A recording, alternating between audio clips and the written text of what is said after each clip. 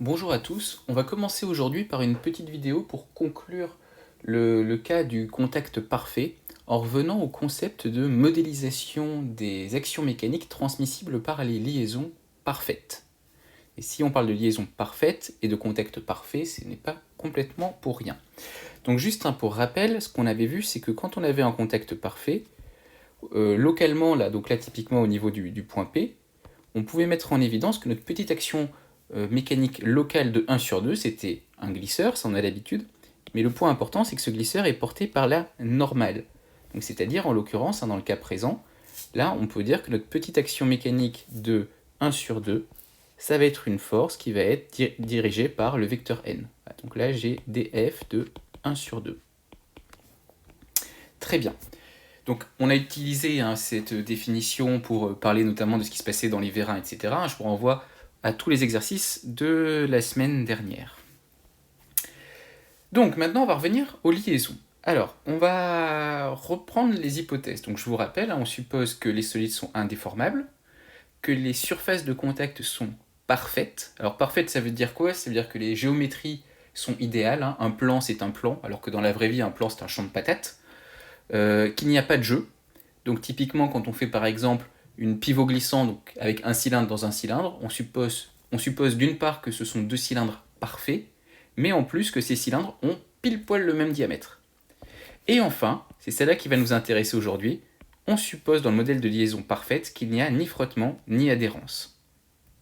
Ok, donc ça veut dire quoi? Ça veut dire que le contact est parfait et donc on rentre dans la configuration de ce qu'on a vu précédemment. Alors on va commencer par la seule liaison qui est un peu particulière puisqu'on a un contact ponctuel. Donc vu qu'on a un contact ponctuel, le torseur d'action mécanique de 1 sur 2, alors si j'appelle par exemple 1 ma petite pièce noire et 2 ma pièce rouge, j'ai un contact en un seul point. Donc au final, je vais directement avoir un contact parfait qui va être nécessairement porté par la normale. Donc là, en l'occurrence, porté par Z. Donc là, je sais que ma force, mon torseur d'action mécanique de 1 sur 2, en fait, en utilisant ce qu'on a vu sur les torseurs locaux, c'est la même chose. Là, sauf que j'ai qu'un point de contact. Donc le moment va être nul si je raisonne au point d'application de ma force, donc en haut. Et ma résultante, elle va être portée par ma normale. Donc je vais avoir quelque chose de la forme Z12 portée par Z. Et donc là, qu'est-ce qu'on retrouve? On retrouve un torseur d'action mécanique d'une liaison sphère-plan de normale au Z. Et petite remarque, une fois qu'on a écrit ce torseur en haut, je vous laisse vous convaincre que si je prends un point A sur l'axe OZ, si vous calculez le moment A, vous allez vous rendre compte qu'il est nul aussi. C'est pour ça que globalement, cette forme de torseur marchera en tout point de l'axe OZ. Ok, donc la ponctuelle, c'était pas très compliqué parce que notre action mécanique, c'est rigoureusement une force. Maintenant, il y a toutes les autres. Et on va réfléchir à comment est-ce qu'on peut retrouver les torseurs d'action mécanique associés aux autres liaisons. Alors je vous propose, pour commencer, d'attaquer avec la liaison appui-plan. Donc, qu'est-ce qu'on sait et qu'est-ce qu'on ne sait pas? D'un point de vue géométrique, a priori, on connaît notre système. Donc, on connaît nos contacts. Donc, on a encore une fois une nature des contacts connue. Typiquement, entre 1 et 2, j'ai un contact qui va être un plan de normale Z, dans l'exemple qui est à côté. Ensuite, on sait qu'a priori, s'il y a une liaison et qu'on transmet des efforts, c'est qu'il y a une répartition surfacique, là en l'occurrence, ou linéique pour certaines liaisons, mais là en l'occurrence c'est surfacique, d'efforts.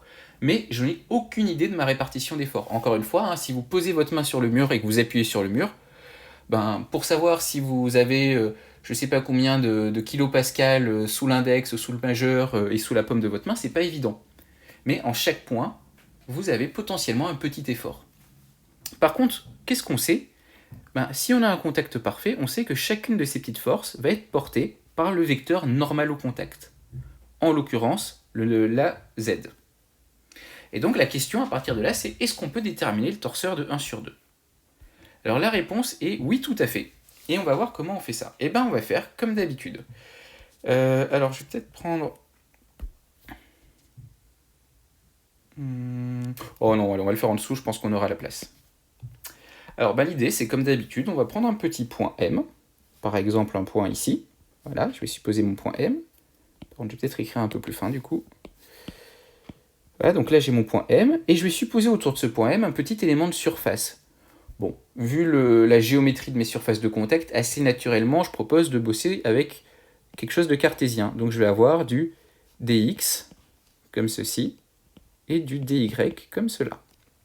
Et donc, associé à mon point M et à ce petit élément de surface, je vais avoir une petite force, df de 1 sur 2, qui va donc bien de 1 vers 2.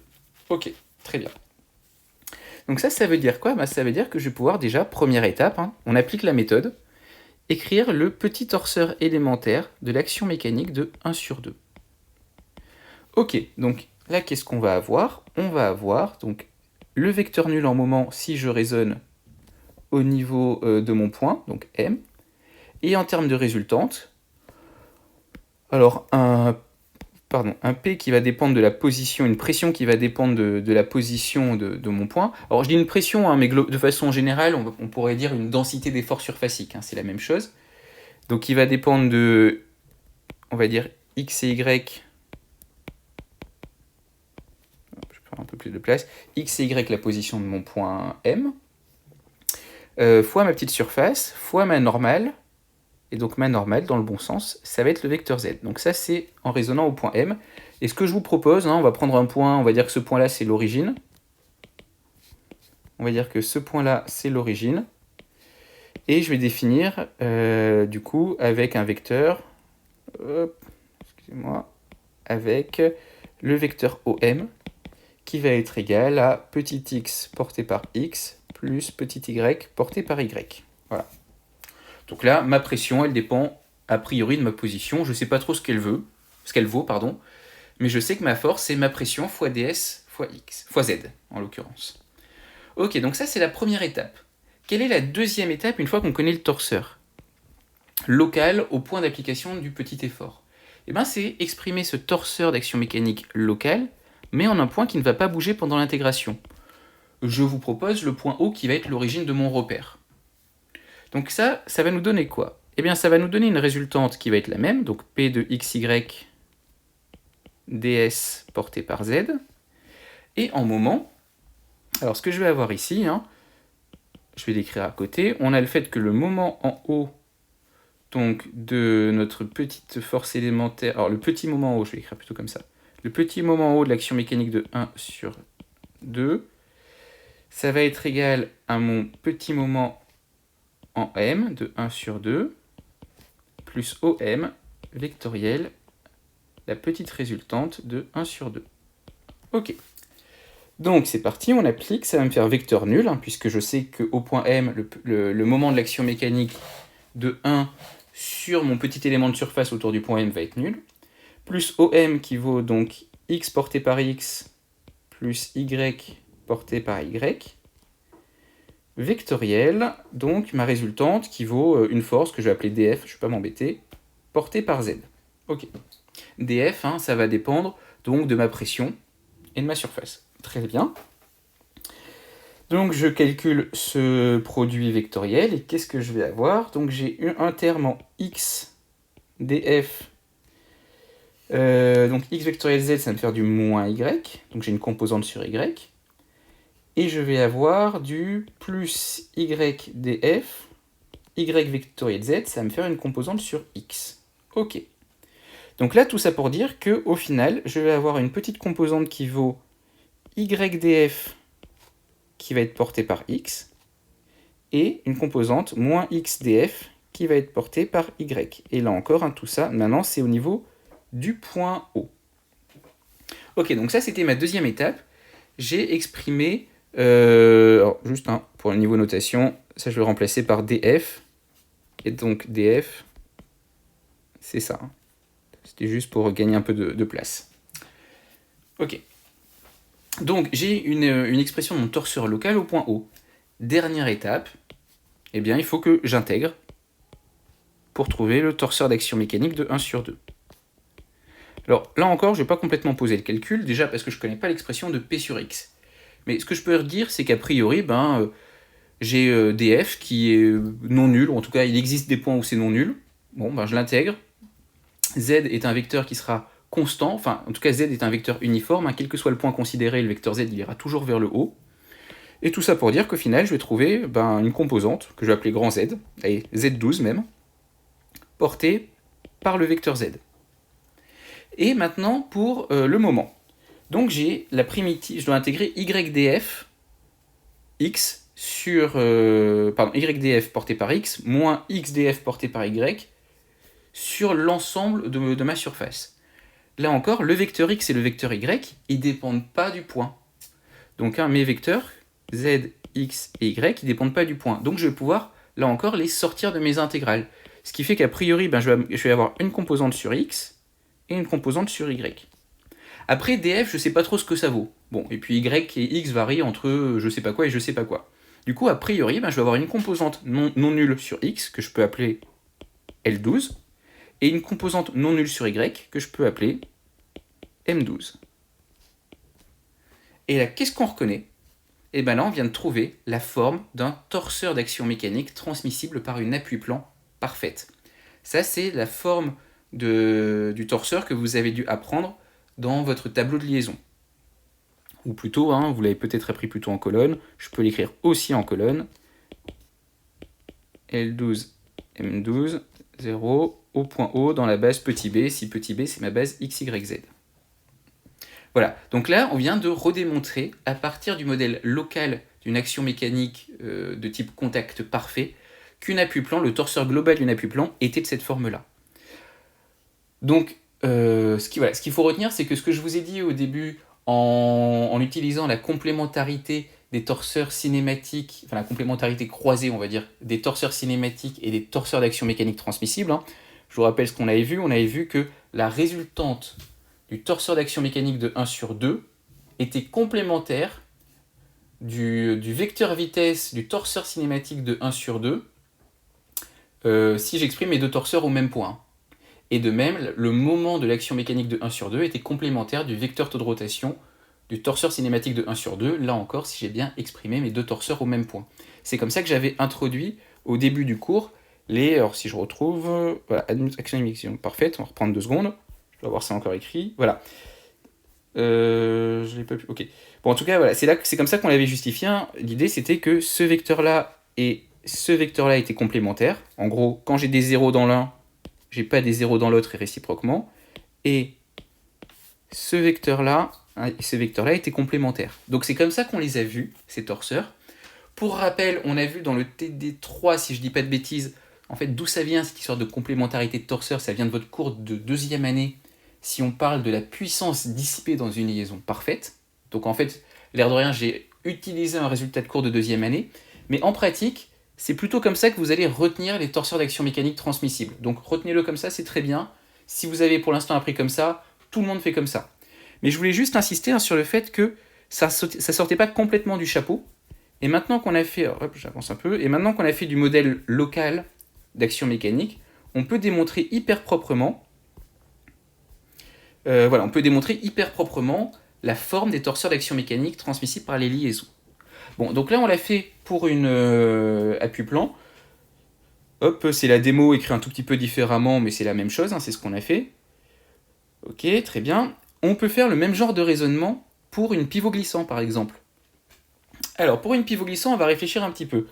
Donc là, je m'intéresse par exemple à l'action mécanique de la pièce en bleu, que je vais appeler, je vais essayer de garder les notations de la suite, que je vais appeler 1, ok, donc ça c'est la pièce 1, sur ce qu'il y a autour, ok, donc autour il y a une pièce, ok, et la pièce qui est autour, je vais l'appeler 2. Donc si j'isole 2, je regarde les actions mécaniques de 1 sur 2, c'est bien des actions mécaniques qui vont être radiales si mon contact est parfait. Donc là, ça veut dire que pour chaque plan, donc là, la figure qui est représentée à droite, si vous voulez, ça correspond à une vue. Donc je me suis mis à un Z donné. Voilà, donc à un Z donné. Ok. J'ai découpé une section pour voir ce qui se passait. Hop, et ça me donne la figure d'à côté. Et donc ce qu'on voit, c'est que, vu que j'ai un contact supposé parfait, mon action mécanique de 1 sur 2 doit être normale au contact. Et là, vu que mon contact, c'est un cylindre, la normale au contact, ça va être des vecteurs portés par ER. Et plus ER, puisque je m'intéresse là à l'action mécanique, on va dire, de 1 sur 2. Voilà, donc déjà, c'est... Après, par contre, encore une fois, je n'ai aucune idée de l'amplitude de ces petites forces. Je ne connais pas ma répartition surfacique d'effort, mais je sais qu'elle est radiale si mon contact est parfait. Donc partant de là, je peux faire la même chose. Alors, ce que j'ai fait, juste pour fixer les idées, donc Fm, on va dire, ça correspond à la pression locale. Donc voilà, donc j'ai un point M quelque part. Associé à ce point M, j'ai une petite pression, donc qui dépend de la position. Je ne sais pas ce qu'elle vaut, mais ça vaut Fm. Donc là, après, ma normale, en ce point-là, c'est ER. Mais ER, je peux le décomposer comme étant cos θ sur X plus sinus θ sur Y. Je ne vous refais pas la figure de changement de base, vous pouvez la refaire si vous avez un doute. Ok. Et ce qui fait que, a priori, pour les mêmes raisons que précédemment, je vais avoir une composante sur X. X, je peux le sortir de l'intégrale puisque ça ne dépend pas de mon point. Y, je vais pouvoir le sortir de mon intégrale parce que ça ne dépend pas de mon point. Et je vais devoir intégrer sur ma surface extérieure à mon cylindre, sur toute la surface extérieure à mon cylindre, je vais devoir intégrer Fm qui est une variable, qui va varier en fonction du point, je ne sais pas trop comment, cosinus θ, le tout porté par X, et Fm sinus θ, le tout porté par Y, et à chaque fois multiplié par mon petit ds. Au passage, je vous laisse réfléchir à quel est le ds ici. On en reparlera. Du coup, au final, je vais avoir une composante sur X et une composante sur Y. Super. Alors en ce qui concerne le moment, ce qu'on va faire, c'est qu'on va prendre un point, par exemple le point O, l'origine de mon repère, et on va commencer par calculer le moment associé à une petite force. Donc là, j'ai mon point M à ce niveau-là, ok. Et j'ai donc ma petite force qui est radiale. Hop, comme ceci, voilà. Là, j'ai ma petite force radiale. Et donc, pour calculer le moment élémentaire au point M, je vais devoir faire OM vectoriel, ma petite force radiale. Ok, et donc OM, ça vaut quoi ? OM, le vecteur OM, ça va valoir une certaine composante, si je le représente ici, si je l'écris.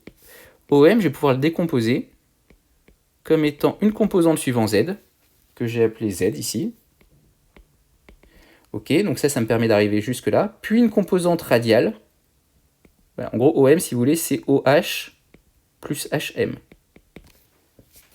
Donc Z porté par Z, c'est OH, et HM, ça vaut petit r ou grand R, je ne sais plus, grand R, ER. Et du coup, au final, j'arrive avec ce calcul de produit vectoriel à faire. Donc une composante ER, là encore, cette composante, je peux la décomposer et je vais avoir quelque chose suivant X et quelque chose suivant Y. Donc au final, j'ai un vecteur avec une composante suivant X, Y et Z, vectoriel du X et du Y. Alors non, attendez, c'est encore plus simple, excusez-moi, je m'embrouille.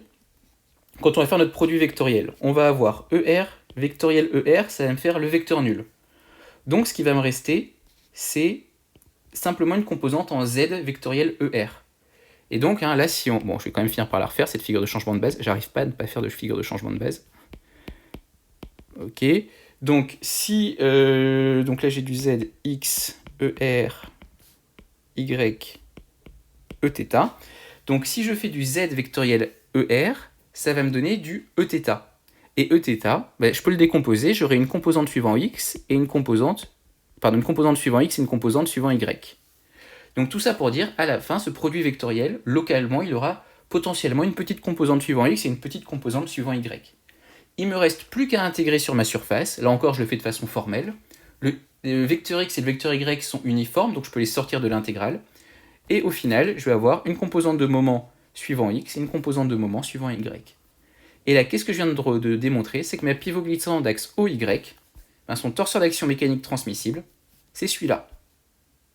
Donc, on est d'accord que c'est un petit peu plus compliqué de réfléchir à tout ça que de bien connaître ces torseurs cinématiques et de penser en termes de complémentarité. Mais encore une fois, je voulais juste faire une petite vidéo là-dessus pour vous montrer que ces résultats ne sortent pas complètement du chapeau. On pourrait démontrer ça pour chaque liaison. Alors il y en a une qui serait objectivement beaucoup plus pénible à faire, c'est l'hélicoïdal. Je vous en fais grâce, on pourra en rediscuter un de ces jours, mais franchement c'est relativement inintéressant et pénible à écrire. Mais toutes les autres, il n'y a pas de grosses difficultés de ce point de vue-là.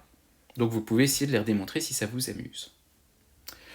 Voilà ce que je voulais vous dire sur les liaisons parfaites avec le modèle local et le modèle global. Donc on va continuer après en parlant du cas où le contact n'est plus parfait.